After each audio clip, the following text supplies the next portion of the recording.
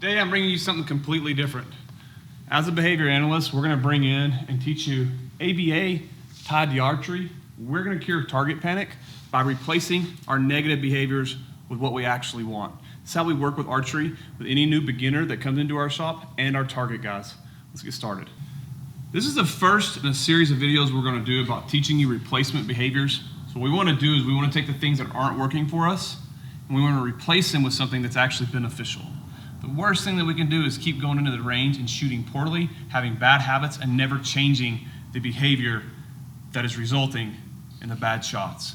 So let's start. The first thing I'm going to do with Parker, he's already a really, really good shot, but we're going to talk about blind bailing. I want him to actually clear his mind, get all his girlfriends out of his mind, all of that stuff out of his mind. And what I want him to do is I want him to focus on shooting. And one way to do that is blind bailing. We're going to get really, really close to a target. And if you're a beginner or an expert, this is something I highly recommend because it brings you back to be, I call it like being one with the bow. We're going to look at our target at point blank range.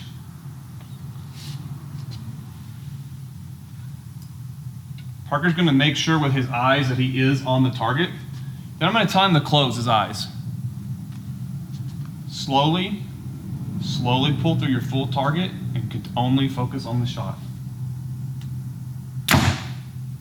We want to clear our mind and we want to really, really focus down and do really good things like this. So I would tell Parker once a week, that's what I want his shooting sessions to be. I want blind bailing. It really brings you, it makes you connect. Did you feel more of everything that was going on with your shot? Yes. As part of that, blind bail that we're going to add to blind bailing is on Parker's shot.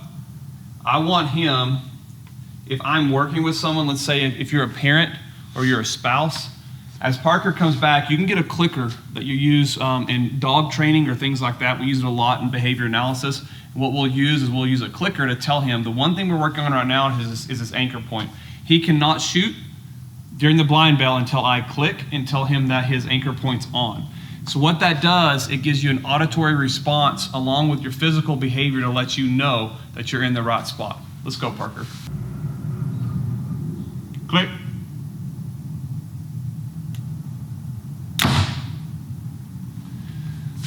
So that clicker ties it in. So now he'll know every time that I click, it's okay for him to shoot.